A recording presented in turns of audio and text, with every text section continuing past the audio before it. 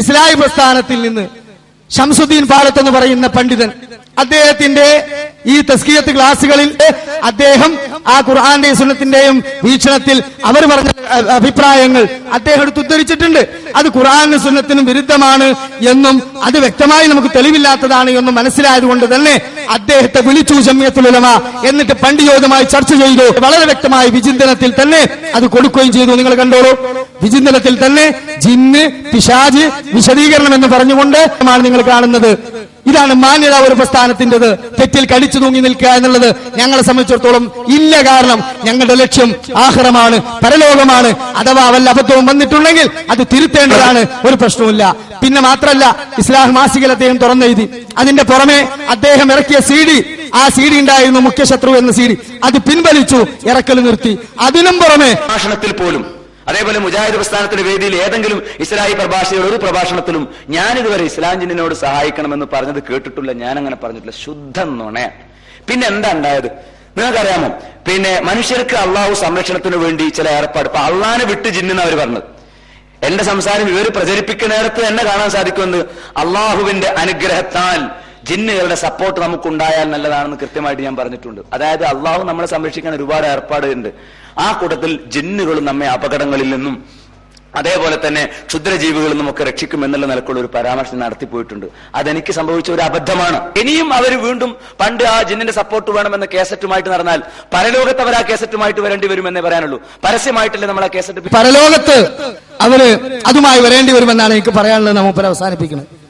നിങ്ങളൊന്ന് ആലോചിച്ച് നോക്കി സഹോദരങ്ങൾ, ഒരു പ്രസ്ഥാനം ഇതിലപ്പുറം സമൂഹത്തോടും പടച്ചതമ്പുരാന്റെ ദീനിനോടും പുലർത്തിയ മാന്യത ഇതിലപ്പുറം എന്താ ഉള്ളത്? ഇങ്ങനെ ഏതെങ്കിലും ഒരു പ്രസ്ഥാനത്തിന് സാധിച്ചിട്ടുണ്ടോ? ഇല്ല. പ്രമാണത്തിൽ ഉറച്ചു നിന്ന് അതിന് വിപരീതമായി പറഞ്ഞവരെ പുറത്താക്കി, അതേപോലെ തന്നെ ഈ രൂപത്തിൽ വന്നത്, ഈ രൂപത്തിൽ ചെറിയ അബദ്ധങ്ങൾ വന്നത് തിരുത്തിച്ചു, അതെല്ലാം കൃത്യമായി മാപ്പ് പറഞ്ഞു. അങ്ങനെ പിൻവലിക്കേണ്ടത് പിൻവലിക്കുകയും എല്ലാം ചെയ്തിട്ടുണ്ട്. അപ്പൊ അങ്ങനെ ഒരാൾ തൗബ ചെയ്ത് മടങ്ങിയ CD-യുമായി മടവൂരി ഭാഗം ചുറ്റലൊടിയിട്ട് കാലം കുറെ തീവ്രസുന്നികളായ AP സുന്നികൾ കുറെ കാലായി. എല്ലാരും കൂടി കൊണ്ടുപോയിട്ട കുപ്പിന്ന് ആ ചവറ് വാരിയിട്ട് പെപ്പള വന്നിട്ട് കക്കി വെക്കാണ് ആര്? കക്കുംപടി. അതുകൊണ്ട് വല്ല കാര്യമുണ്ടോ? തിരുത്തിയ വിഷയം പിന്നെയും കൊണ്ടെടുക്കുക എന്നുള്ളത് ശരിയാ? ഇല്ല. അപ്പൊ തൗബ ചെയ്താൽ, തിരുത്തിയാൽ അതിന്റെ മാനദണ്ഡം എന്താ? അതിന് ഇസ്ലാമിന്റെ വിധി എന്താ? ഞാൻ പറയണ്ട, പേരോട് പറയട്ടെ. പറയുന്നില്ല. പിന്നെയോ EK അബൂബക്കർ മുസ്ലിയാർ ഒരു കാലത്ത് ചെറിയ പ്രസംഗകനായിരുന്ന എന്നെ വിളിച്ച് നീ സുന്നത്തിമാത്തിന്റെ കാര്യം അവിടെയൊക്കെ പറയുന്നോട്ട് സന്തോഷമുണ്ടെന്ന് നാസീർ വിളിച്ച ആളാണ്. എന്നാൽ അതേ EK അബൂബക്കർ മുസ്ലിയാർ കുറച്ചു ദിവസം കഴിഞ്ഞപ്പോ അദ്ദേഹം പറയുന്നത് എന്റെ ജോലി കൊണ്ട് ഞാൻ കേട്ടു, അവനിപ്പോ വഹാബികൾക്കെതിരെ ഒരു റെഡിമെയ്ഡ് പ്രസംഗം കൊണ്ട് നടക്കുകയാണ് എന്ന്. മുജാഹിദിനെതിരെ പ്രസംഗിക്കുന്നതിനെതിരായി EKയുടെ നാവിൽ എന്ന് പറഞ്ഞ വാക്ക് എന്റെ കാതുകൊണ്ട് ഞാൻ നേരിൽ കേട്ടത് എനിക്കിന്നും ഓർമ്മയുണ്ട്. മുജാഹിദിനെതിരെ പ്രസംഗിക്കുന്ന കംപ്ലൈന്റ് പറഞ്ഞത്. അങ്ങനെ EKക്ക് എന്തോ ഒരു മനമാറ്റമുണ്ടായി. അവസാനം EK അതിൽ തൗബ ചെയ്തിട്ടുണ്ട്. അതാണ് നേരത്തെ ഇവിടെ മുസ്ലിയാർ പറഞ്ഞത്. അള്ളാഹു അദ്ദേഹത്തിന് പുറത്തു കൊടുക്കുമാറാകട്ടെ. അദ്ദേഹത്തെ നമ്മെ അള്ളാഹു സ്വർഗത്തിൽ ഒരുമിച്ച് കൊടുക്കുമാറാകട്ടെ. ആരെങ്കിലും ഒരാള്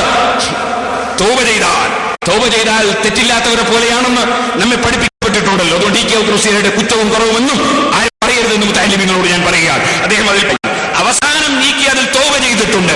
അതാണ് നേരത്തെ ഇവിടെ മുസ്ലിയാർ പറഞ്ഞത്. അള്ളാഹു അദ്ദേഹത്തിന് പുറത്തു കൊടുക്കുമാറാകട്ടെ. അദ്ദേഹത്തെ നമ്മെ അള്ളാഹു സ്വർഗത്തിൽ ഒരുമിച്ച് കൊടുക്കുമാറാകട്ടെ. ആരെങ്കിലും ഒരാള് തൗബ ചെയ്താൽ തെറ്റില്ലാത്തവരെ പോലെയാണെന്ന് നമ്മെ പഠിപ്പിക്കപ്പെട്ടിട്ടുണ്ടല്ലോ. അതുകൊണ്ട് EK അബൂബക്കർ മുസ്ലിയാരുടെ കുറ്റവും കുറവുമെന്നും ആരും പറയരുതെന്ന് മടങ്ങിയ EKനെ പോലും ഞാൻ ആരും മുത്താലിമികളോ ഒന്നും പറയരുത്. ആ EKനെ പറ്റി ഇവർ ഇഷ്ടം പോലെ പറഞ്ഞിറക്കേണ്ടത് വേറെ വിഷയം. പക്ഷെ മൂപ്പര് അതിന്റെ ഹുക്കുമ് പറഞ്ഞു. എന്ത്? നബി പറഞ്ഞിട്ടുണ്ട്, തൗബ ചെയ്ത് മടങ്ങിയ പിന്നെ പ്രസവിച്ചു വീണ കുട്ടിയെ പോലെയാണ്, ശുദ്ധിയാണ്. അതുകൊണ്ട് ആ കുറ്റം കുറവും ഞാൻ പറഞ്ഞിറക്കരുത്.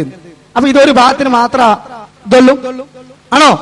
സഹോദരങ്ങളെ, ഇത് മുജാഹിദ് പ്രസ്ഥാനം മാന്യമായി ഇത് ഈ വിഷയത്തിന്റെ പ്രാമാണിക ജനങ്ങളുടെ മുമ്പിൽ പറഞ്ഞു. ആ പ്രസംഗങ്ങൾക്കിടയിൽ പണ്ഡിതന്മാർക്ക് വന്ന അബദ്ധങ്ങൾ തിരുത്തി. എന്നിട്ടത് പണ്ഡിതോചമായി തീരുമാനമെടുത്തത് പ്രസിദ്ധീകരിച്ചു. അങ്ങനെ CD പിൻവലിച്ചു.